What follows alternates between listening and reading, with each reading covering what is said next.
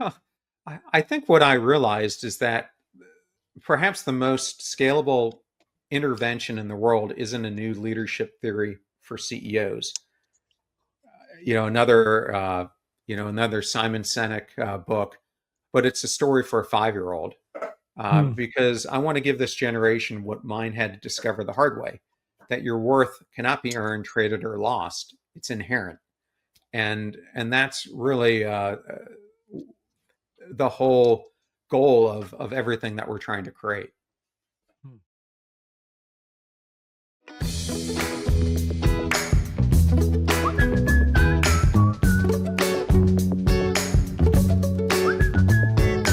Ho, ho, ho, Welcome to Storycomic Presents, where we interview amazing storytellers and artists. This is episode 489. I'm your host, Barney Smith of Storycomic.com, and we're excited to have with us the internationally acclaimed, best-selling author and inspirational speaker, John R. Miles. John, how you doing? Barney, it's so great to be here. Thank you so much for having me. And I have to say, 400 plus episodes is quite the accomplishment.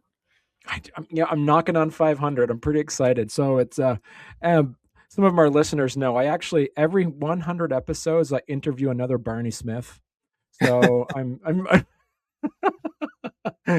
Pretty funny. so yeah. So I'm looking. So I'm in the works. I got a couple of emails out to some other Barney Smiths that I'm waiting to get on. But yeah. Um, but so you were no stranger to podcasting, and you're no stranger as an author. You've been doing this for a while as well. I have. Tomorrow will be episode 712 for me. So Wow. Okay. I know just how much work goes into putting these things together. It's like after episode 100, you're like, yeah, I guess I'm in it, but I'm not going anywhere.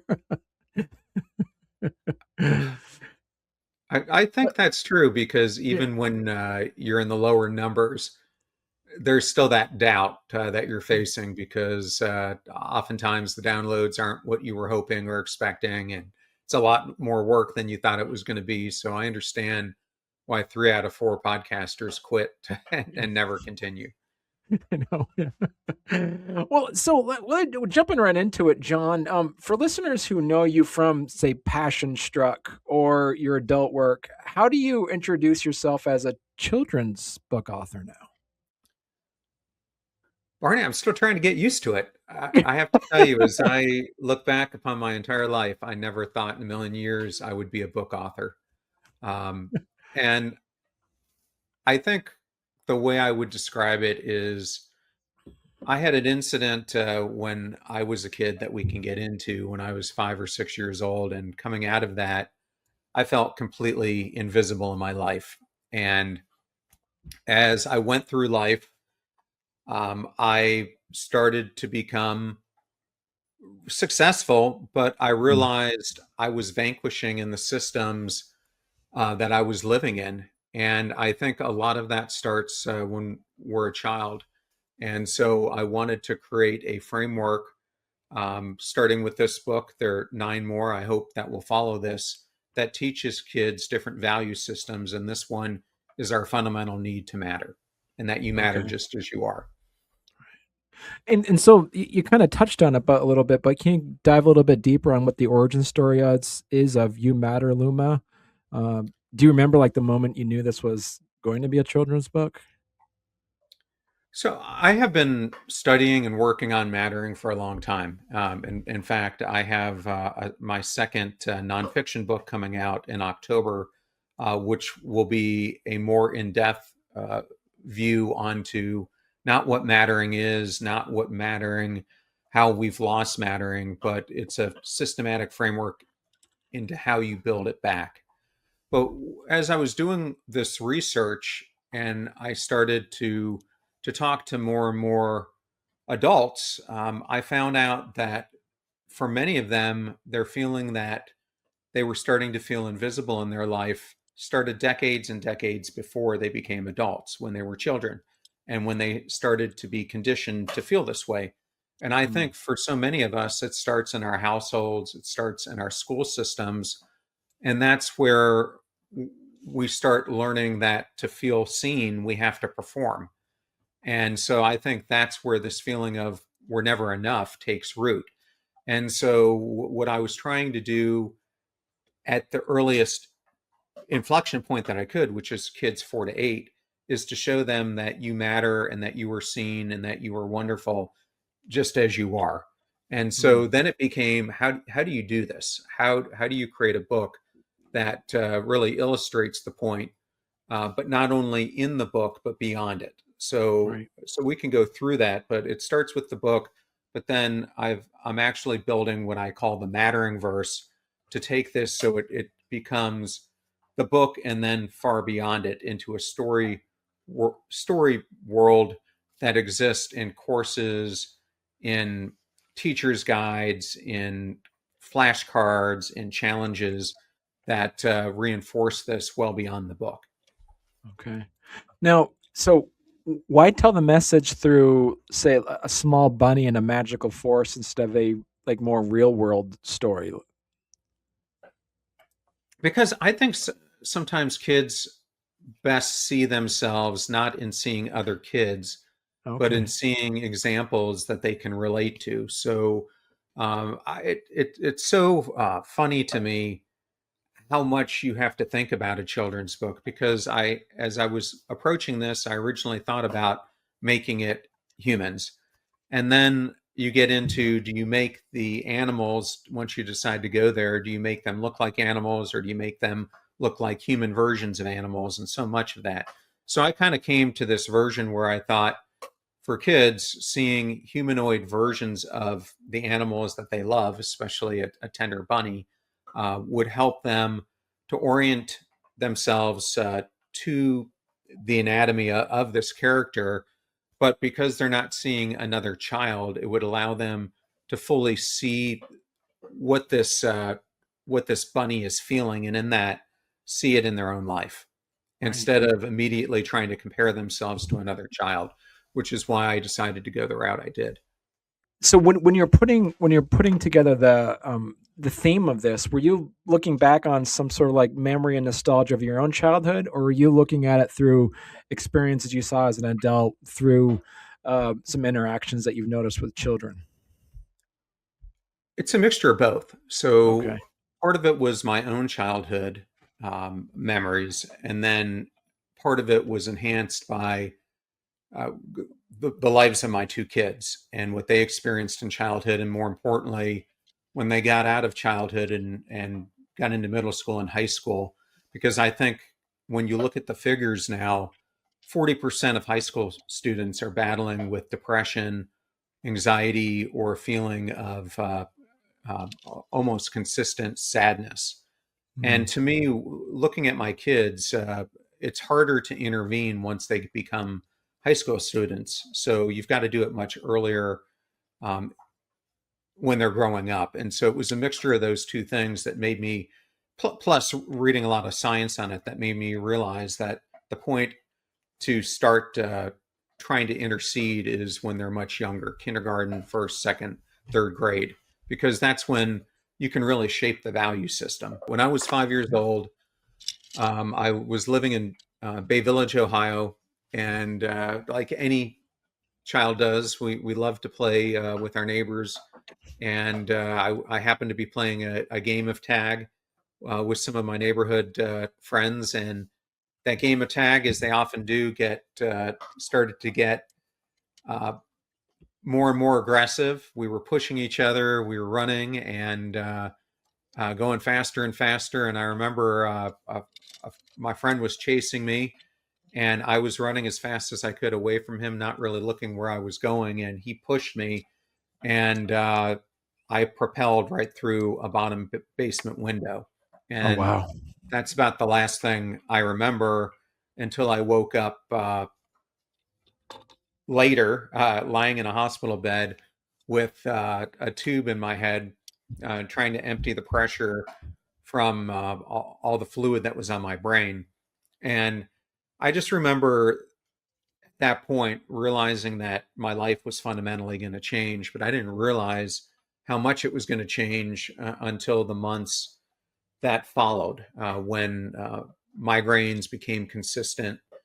My eyesight started to change, and I developed a condition called amblyopia, where my eye that was on the side where I got hit became lazy. I started to incur sensory and processing disorders, a speech impediment, and then memory issues, cognitive fog, all kinds of things. And so all of a sudden, I became a shell of the little boy I was. And so that's kind of where this whole story starts with Luma is she's kind of in this giant magical forest, but feels completely alone um, in her own self. And she's wondering, does my voice even matter to anyone? Because that's kind of how I felt at that moment. And then we take her on this journey where she discovers that she's magical just as she is. She has this incredible superpower of being able to tell stories, and those stories resonate with all the other animals in the forest. And so Okay. it mirrors much of my own story, but in typical Pixar fashion, I don't really bring in a sage guide. I let the story unfold through her interactions with her peer group throughout the Huh. story. What do you hope a shy or anxious child hears in this story that they might not hear anywhere else? So, what I'm trying to show people and to teach a 5-year-old is that they matter before the world tries to convince them otherwise. And what I'm trying to do is not just fix a child, I'm trying to change the trajectory of the future Hmm. for many, many children. Because I think if you look at what's happening when people lose their sense of mattering or belonging, it's almost like we're talking a lot these days about getting vaccines. It's almost like we didn't get the vaccine for mattering, and that is being passed down from one generation to the next.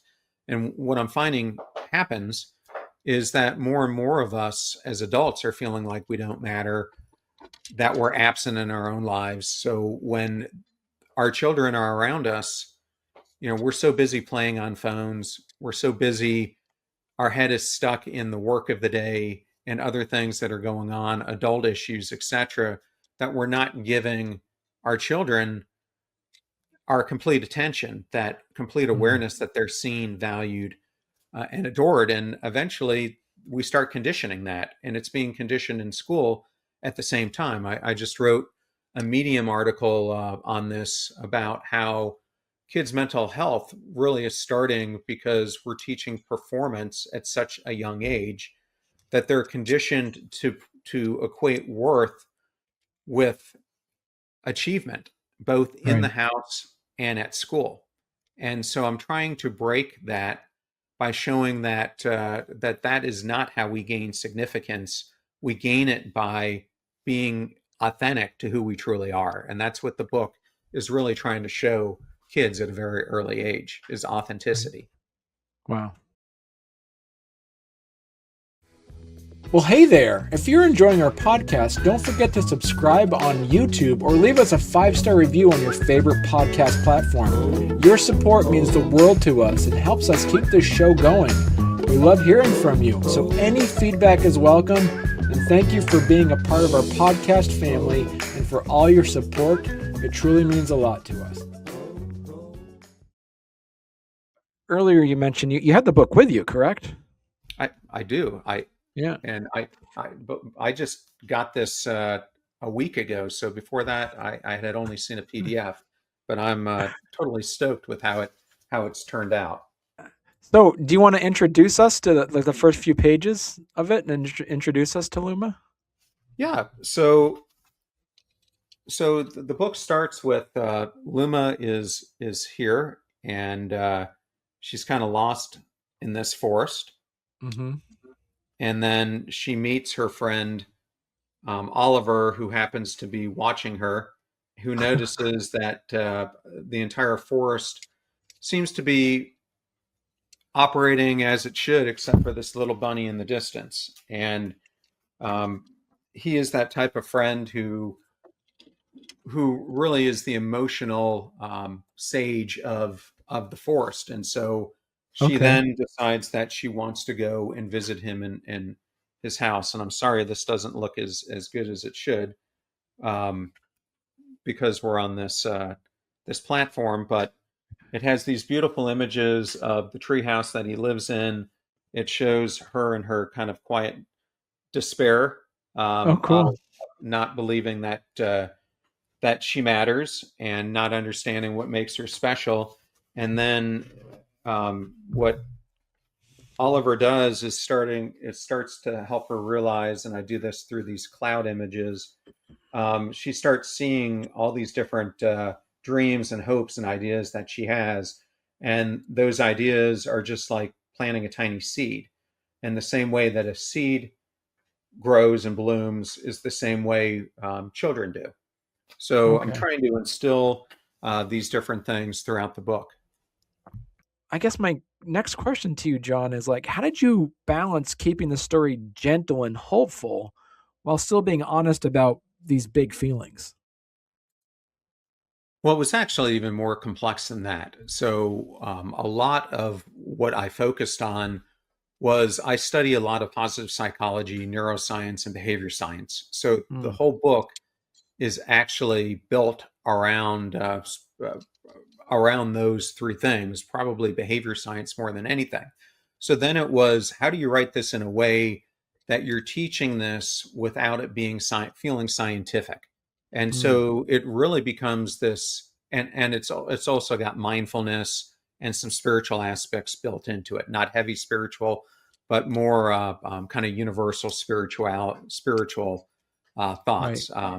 But it was then, how do you show this, because you can't do it all in the words, and you don't want to use sunk cost fallacy with a 4-year-old. So you've got to show it with the metaphors that you're using and in the pictures that that you're using to describe the scene. So for this first book, I was lucky in that I was able to pick my own illustrator, and so she and I worked hand in hand to really mirror the words we were trying to do, because you're limited to only like 800 in the whole book, and Right. then to make them come to life with the pictures.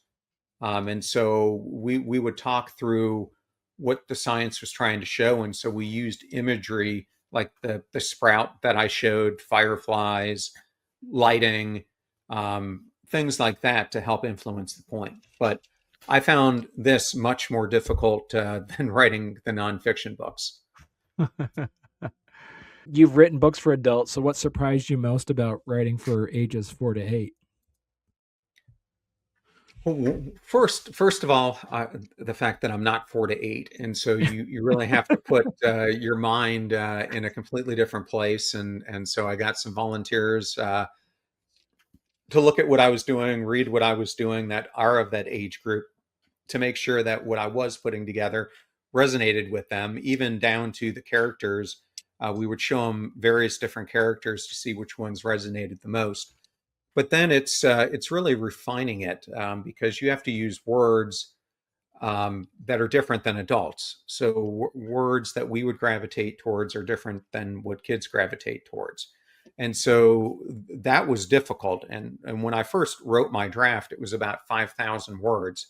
And so that's almost like coming into a book saying you've got a contract for 50,000 words and you've written a 250,000 word book. Right. So I often find it's easier to add words than it is to strip them.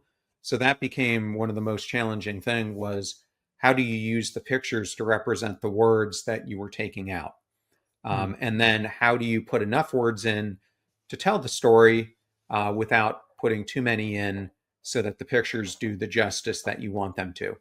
And then okay. how do you build emotional intelligence and an emotional ecosystem into the book, so that it's not just the bunny, it's the other characters, and you showing the values that they represent as well, and bringing that um, into the book as well. So those things made it really challenging. So, if a parent reads this at bedtime, what's a simple question they could ask afterward to kind of open up a conversation with their child? Man, I'm glad you asked because I actually added a page that does just that. I call it a mattering moment. And after they're done the book, I put in here, let's take a quiet moment together. Who made you smile today? Who could you share a kind word or hug with tomorrow? What's something you did that made someone happy? And then I say, because when we help another heart glow, our own light shines even brighter. So I tried to do that at the end of the book so that after they were done with it, it formed a natural conversation that a parent or a teacher or an educator could have with the child, grandparent, Mm. etc. So, how can adults kind of model the "you matter" for kids, like in everyday moments, and not just in big speeches that they would give them? So one of the things that we're building, and it will be out by the time the book is out, is on the last page of the book, we actually have a QR code that I'm putting here, and it leads you to an application we're building called Pass the Ripple. And Pass the Ripple is going to be an ecosystem for kids. And obviously, because the kids are all under 13, the parents will have to be involved in this. But it's a way that children can take what they learn in the book and start practicing it in real life by doing ripples of kindness for others. So this system, you'll get the QR code, or you can just go to the site passtheripple.com, and it'll generate a ripple code from you. There'll be challenges, and you can Huh. log different ripples of kindness that you want to do. And there'll be ways that the children can also challenge other kids to either take the ripple that they've started and to carry it forward, or they can challenge them to create new ripples. And so what we're trying to do is encourage, a ripple might be you bake brownies for your school custodian, or maybe it's you stay afterwards to help your teacher clean up the room, or maybe you have a friend who's sick and you bring them soup. It's this whole event of logging these ripples. And then one of the core things that we're trying to do in this is we have a hero wall. And so we're going to allow the children to develop their own hero walls. I don't want to pick it for them. So they'll be able to look at other stories that they're seeing, and they can pick other children's stories and turn it into a hero wall of inspiring things, inspiring events that they're seeing other kids perform. But then we're also going to create that they can create their own storybook, because I think so oftentimes we tend to emulate superheroes that we see in comic books, and what I want kids to understand is that they themselves are everyday superheroes, just in how they show up in the world and their own Right. superpowers. So I want them to come out of this, and a year later, after they do these acts of kindness, to be able to look at, what kindness did I do over time, so I can see my own storybook of what I've created. The goal is to really allow parents and children to feel a change after reading this book. So, what change has happened to you after writing this book? Huh. I think what I realized is that perhaps the most scalable intervention in the world isn't a new leadership theory for CEOs. Another another Simon Sinek book, but it's a story for a 5-year-old, Hmm. because I want to give this generation what mine had to discover the hard way: that your worth cannot be earned, traded, or lost. It's inherent, and that's really the whole goal of everything that we're trying to create. Hmm. Say, to make this kind of an evergreen episode, say someone's watching this video or listening to this podcast 2 years from now. Where can they follow you, John, and where can they find the book? So, if you want to pre-order the book, the best place to go is Barnes and Noble. Second to that, you can find it on Amazon. But I would point you to Barnes and Noble first, because I love the fact that they've got stores that are growing in all our communities. And then the place where the whole ecosystem is going to live is at youmatterluma.com. So, and people can kind of visit, you said, youmatterluma.com, and they can actually also go to their local library and ask for their library to pick up a copy to share as well. Or their local bookstore. Right. Um, Yeah. yeah, the whole goal for me is I would love to see this in schools. In fact, we're partnering with a couple schools already who want to use the book to launch their entire school year and second half of the school year, which I'm really excited about.